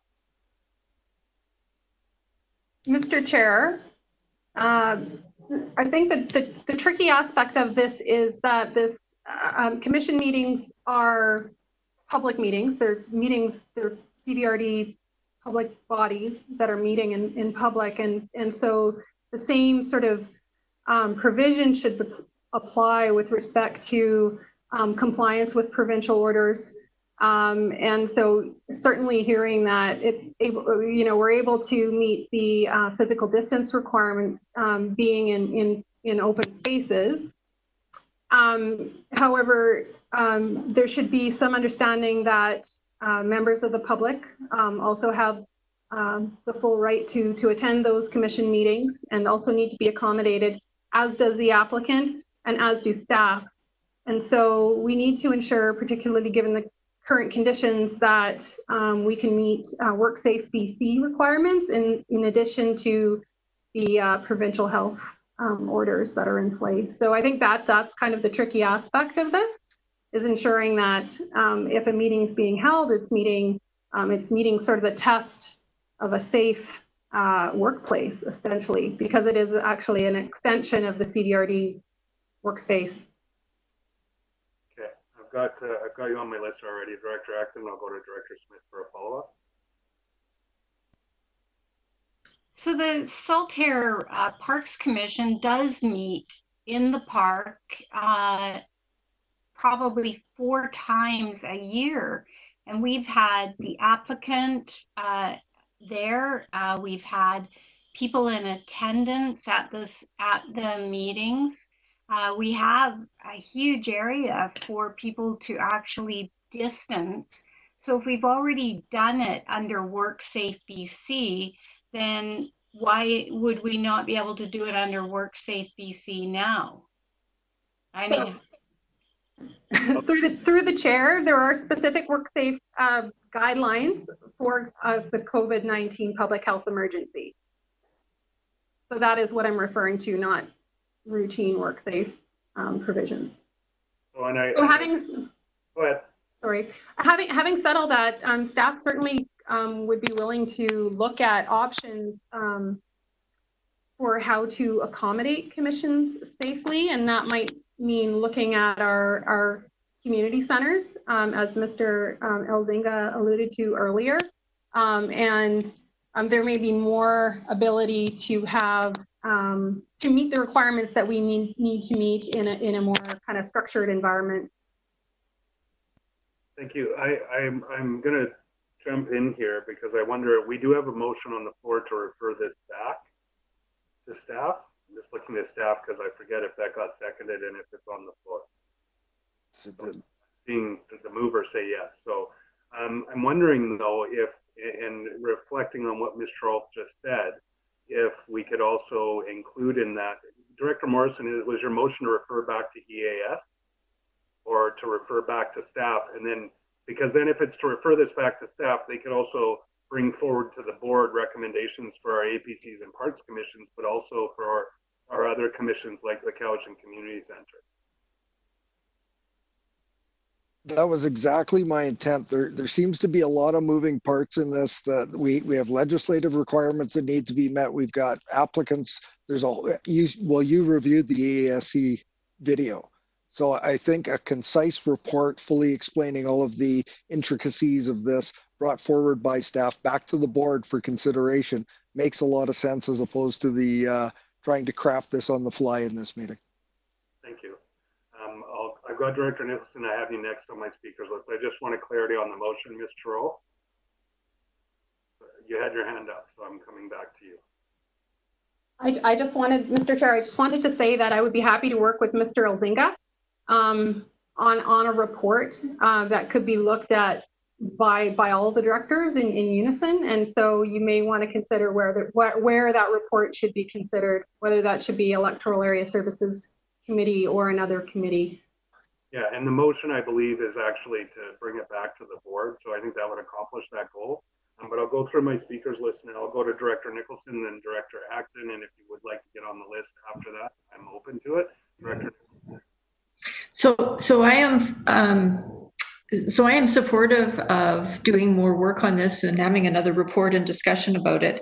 But I would like to see this passed today, so that if there are advisory commissions that have work to do that and are able to meet electronically, they can get on with it in the meantime. Because I think we've delayed stuff way too long at this point. That's a good point. I will leave that until we call the question. I'll go to Director Acton. Thank you, Mr. Chair. Yes, thank you, Director Nicholson, for bringing that up. Now I'm, but what I wanted to mention was as well, and you did mention it, the community center. So, I'd be happy to work with our community center and figure out how we could do it as a commission, because although to Director Nicholson's point, my commissions are not really interested in doing it electronically. That is, people volunteer in the community for connection. And so, yeah, they might live through it through the summer, but come in the winter when it's dark and it's rainy and it's 7 o'clock at night and they'd much rather watch Netflix, that's what's going to happen. And I think we have to accommodate the commissions because we do value them, and that is the benefit for them. So, anyway, that's it for my comment. Hearing the intent of that, I think the spirit and intent here is that we give the opportunity for staff to review that. I also hear, though, that there may be some opportunity for some to have electronic meetings in the meantime. So the reason I say that is that if we, and again, Director Morrison, this is in the spirit of intent, I think what we want to achieve. If we actually denied the referral, amended the recommendation to, again, say just ministerial orders, that would allow that, and then made a subsequent motion that we direct staff to complete this review to resume in-person meetings of committees and commissions, that we could have our cake and eat it too. In other words, we could enable the electronic meetings for those who are comfortable, and we could still direct staff to come back to the board with a report that would allow those in-person meetings to resume. And that would then essentially have the opportunity for both options on the table for committees and commissions. Does that make sense? Sorry, I go to Director Morrison because he moved the referral, and I don't want to mischaracterize the intent here, but I always hate defeating a motion when somebody goes through the work of putting it forward. Director So, Morrison. Mr. Chair, unless my rationale for referring it back to staff to come back to the board is that this will be back before us hopefully in 2 weeks, and we can proceed. Now, if I would completely agree with the rationale that you just put forward, if Mr. Elf could tell us that there were 14 applications waiting to go to APCs or Parks Commissions for immediate answers, and we couldn't proceed on any of that work without. But I think a 2-week turnaround time for a well thought out, well crafted, that met all the requirements that we're talking about today, came back in 2 weeks. I don't think that's enough of a delay, and I think we get it done right the first time. Thank you. I'll go to Mr. Rolfe just to respond to that, and then I just have a small counterpoint, and again, just in support of what we're trying to do. Go ahead, Mr. Rolfe. Thank you, Mr. Chair. I don't think 2 weeks is going to make, it's going to be all that significant in the grand scheme of things. So, I'm certainly happy to work on a report back to the board. Yeah, okay, no concern. So my counterpoint was this, that some of our committee and commission members may not actually feel comfortable to meet in person at this time. And by adopting the motion or a slightly modified version of the recommendation, that would allow those committees and commissions that may not want to meet in public or may not feel comfortable or want to meet in a park to have the option. And it would be up to the committees and commissions to make those decisions. So we could open one option up to them now, and then still direct staff to come back with that in-person option in 2 weeks. So that's the only point that I would make. Again, I've given a lot of latitude on a motion to refer, and I appreciate that Director Morrison didn't call me out on it. So thank you for that. Any further discussion on the motion to refer? And again, if this is defeated, I would entertain 2 further resolutions. One would be to adopt, and the other would be to direct staff to do the very same review and bring it back to the next board meeting. Seeing no further hands, I'll call the question on the referral. All those in favor? And those opposed? So I have Directors Nicholson and Chair Stone opposed. Sorry, Allison, we lost the fight. But we'll be back in 2 weeks, and the only advice I could give to staff on the referral is if we think that the dual option is amenable, that maybe that's something the board can entertain. I won't give up on that idea. And I think now that we've jumped around a little bit, does that take us to question period? Ms. Legault.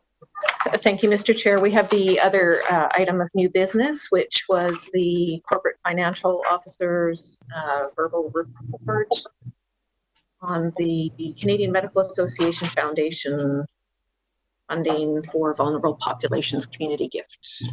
My apologies, that doesn't show up on my electronic version of the agenda. So I'll go to Ms. Weiner. Thank you, Mr. Chair. Recently, the CVRD was reached out to by the Federation of Community Canadian Municipalities for COVID-19 Community Response Fund for vulnerable populations, and there was a gift offered of $16,000. As the CVRD does not have a direct service to assist this population, the vulnerable population, I reached out to the Couch and Housing Association and asked if there was a way that they would be able to utilize those funds. And they came back with, they could utilize it for daytime services and facilities. And the amount that was being offered was the $16,000. There's no contribution from the CVRD. So it's 100%, just has reporting coming back in August and December. And they were wanting to use it for cleaning of porta potties, site furniture, cleaning hotel rooms, disposal of refuse, and use syringes. And they'd like to do that like 3 times a week to access to showers in both municipal and non-municipal facilities. I talked to the Couch and Housing Association, and they were able to do all the reporting for the CVRD. However, the CVRD has to enter into the agreement, and the FCM is doing it on behalf of the Canadian Medical Association Foundation. So that's who the agreement would be with. So if the board is in favor of it, I would recommend, I'd propose a resolution that the Canadian Medical Association Foundation COVID-19 Community Response Funding for Vulnerable Populations Community Gift Agreement be approved. Thank you. Director Yandy Zanardo, was that to move it or a question? To move it? Councillor, the screen says Councillor Justice, Director Justice, and discussion on that. I know that we would all be very thankful for it because we're always fighting. I would say specifically Director Staples and Sebring, to get more funding to support the many measures that are in place during COVID. And I'll go to Director Smith with a question. I will say, you never have to wave at me. I'll do my best. Director Smith, and then Director Nicholson. Your voice is all broken up. I just have a question because I'm running 2 laptops and I don't have that item in front of me to actually refer to. Can you advise us of the amount that and exactly where that amount is coming from for a contribution? I'm trying to figure this out because I don't have the article in front of me to read.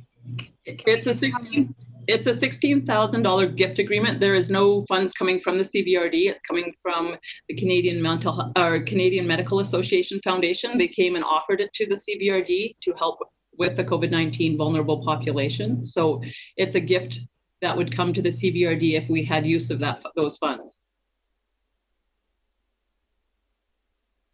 Okay, so we have use of the funds and we're just basically being a flow through for these funds. Is that okay? Thank you. It's unfortunate it's not attached to the agenda so we can have an extra look at it. Thank you for clarifying that. Thank you. Sorry, it seems that if everyone can hear me now, I'll try and speak more slowly. It would be a bandwidth issue, unfortunately. Director Nicholson.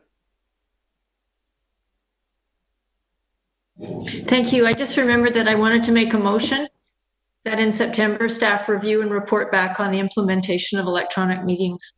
Okay, we'll go to that, but we do have a resolution on the floor, I believe, that's been moved and seconded regarding this contribution. Okay, sorry.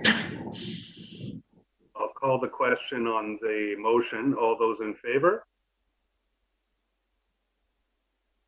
Any opposed? Unopposed, motion carries. Director Sebring. Thank you. I'm a little confused at what happened there under the previous agenda item. The last I saw it was electoral area directors only. We moved to the final bullet on that thing. I thought it was still electoral areas only. Did we make a decision with respect to commission meetings as well? All I heard was parks commissions and APCs. I still want to deal with the Cowichan Community Center Commission. Where does that end up? And I mean, I saw you, Chair Stone, voting on that last one. I didn't because I was under the assumption it was an EA piece. Apologies. More all of a sudden. Process question. Ms. Charolf had made the comment that she would collaborate with, sorry, John, I'm falling apart here. But Mr. Elzinga to bring back a report to the board for all committees and commissions. Now, if the resolution didn't reflect that, I can go to you for a motion to clarify that. I would just ask staff. Well, I mean, I didn't get that is all I'm saying. Like, what the heck? And I thought I was paying attention. Well, Ms. Charolf said that she would collaborate with Mr. Elzinga and bring back a report to the board, but that may not have been the direction. So Ms. Charolf or Mr. Elzinga, if you can inform us if we need to make a resolution to that effect. I'll take a shot at that, Mr. Chair. I think the motion is satisfactory that I can work with Ms. Charolf on the report. What I heard was that we're not going to have a commission meeting for 2 weeks until that report is presented to the board.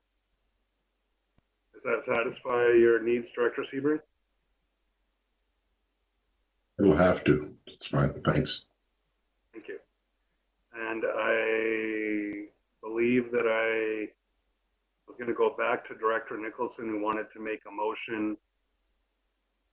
We've passed the funding, so yes, I'm going to go to Director Nicholson on the motion just to bring back a review the matter of the meetings in September. Sorry, I'll go to you for a motion. Okay, well, I sent to Ms. Legault a motion that says that in September, staff review and report back on the implementation of electronic meetings. Thank you. And you're moving that? Do we have a seconder? Seconded by Director Justice. So this would be more about that, how we're making out with public participation and other options. Seeing no further hands, I'll call Director Morrison. Sorry, I'm just wondering that given that there will likely be we're not meeting as a group in August. Summertime, it's usually a little bit thinner schedule. I'm wondering if it might be a little more appropriate to extend that into October, so at least we have a decent sample size to which to work from. We could only have 3 or 4 electronic meetings, and I think we'll just be getting used to the system, and we'll be asking staff to review whether or not it's working or not. So I might just ask if the mover would be interested in seeing that maybe extended another month so that there's a decent sample size. Thank you. I think Director Smith is here, but I just got a text from her saying lost connection. But I see you, Director Smith. It looks like we're running into technical issues. Director Morrison's comments. I'm looking for staff. I think we're getting into the weeds a little bit, but I would go to staff to think if we need to push that motion out further. It has been moved and seconded. If I can, Mr. Chair, I was going to suggest the end of September just for the very reason that Director Morrison just articulated. So I would suggest we bring something back in October to allow us to fully evaluate and like you said, have a reasonable sample size to be able to evaluate and report on. I'll go to Director Nicholson. We do have a motion that's moved and seconded that says September, so then it would be the requirement. I think that's reasonable. I would be interested in not just sort of the staff's take on public input, but also the financial implications of this. You know, the cost considerations for this moving forward. Thanks. So I'm not sure that that's clear in the motion. I would recommend that, based on what we've heard, that some amendments may be required. And that would be to add the financial component and to extend the date. But I'll go to Directors Morrison and then Sebring. Move that the motion be amended to replace September with October, and that financial considerations be considered as well. And all I want to do was second. Thank you. Thank you. Any further discussion or any discussion on the amendment? Seeing none, all those in favor? Any opposed? None opposed, motion carries. We're on the motion as amended. Sorry, Director Salmon, I'm getting a late hand. Was that opposed? Sorry, it's really lagging today, though. I was not opposed. Yeah, we're having a lot of bandwidth issues at this moment. It seems like I've got a lot of jerky heads on my screen. Could be me. I didn't mean jerky. You guys aren't jerks. I meant motion-wise. I'll go through to Ms. Legault because I'm completely lost. We're on the motion as amended. So I'll call the question on the motion as amended. All those in favor? Any opposed? None opposed, motion carries. So Ms. Legault, if you could save me by getting me to question period, I believe that's where we're at now. Thank you. Thank you, Mr. Chair. We have one submission at this point for question period from Susan Kaufman. Mr. Chair, thank you for your comments at the start of the meeting. My public submission was based on the staff report presented at the June 17th EASC meeting. I appreciate NB1 was a late addition. Has the public been given an opportunity to read, digest, and offer fair input? Can the justification given earlier not to endorse real-time electronic participation by the public be supported? I think we've asked for further direction through our motions and discussion this evening on facilitating direct electronic public input. You know, there are a lot of we heard a lot of different perspectives. Obviously, you know, I think what we do understand is that we will make best efforts to enable a higher degree of public participation, and directors, especially our committee and chairs and the board chair, we'll work with staff over the next week or so to see how quickly we can do it and how we can provide a level playing field to those who may not be as comfortable and facilitate public input as best we can. The email continues, Mr. Chair, the public has moved very efficiently to an online world and working virtually. Is to deny electronic participation in commission meetings also reasons to deny electronic public hearings? I would also say that there's just as much concern or conversation to be had around equity when those, however few they may be, who are not comfortable with electronic means of participation become excluded because of their lack of comfort. So if we move to, for example, a WebEx, live participation only, and somebody was uncomfortable with it, we would be excluding them from the input process. So I think it requires further consideration and understanding of some of the technical challenges, as well as the very real human challenges. We're experiencing some right now where I'm not sure everyone can actually hear me. But I would say that we'll make best efforts. We've made some resolutions today that indicated our willingness and desire to facilitate better engagement, and we'll continue to work with staff over the next couple of weeks and see where we can get to. And Ms. Kaufman's email concludes with, Mr. Chair, it is with appreciation that you noted throughout the meeting the contribution of the public through public input. Items of submission were of value. At the last board meeting, you acknowledged Director Acton for a meeting facilitated between two community groups. Mr. Chair, would you also like an opportunity to acknowledge Mr. Evans and Mr. Hutchinson, who worked with the director to make contributions and provide flexibility for the betterment of their community on milfoil management? I would definitely do that. I'm always down with getting feedback, and I appreciate that Director Acton engaged with Mr. Hutchinson and Mr. Evans, and I'm always looking forward to their input as well as direct engagement with our directors. Thank you, Mr. Chair. There's no further submissions for question period, so we would be looking to close the meeting. All right, so I would thank everybody for their patience. A motion to adjourn moved by Director Smith. Second. Close the meeting. To close the meeting. Close the meeting. Director Smith and Director Kuhn. All those in favor? Any opposed? None opposed. We are. So we log out and we log back in with the new URL because we all got an invite to the close. I would put that through. A separate invitation has been sent.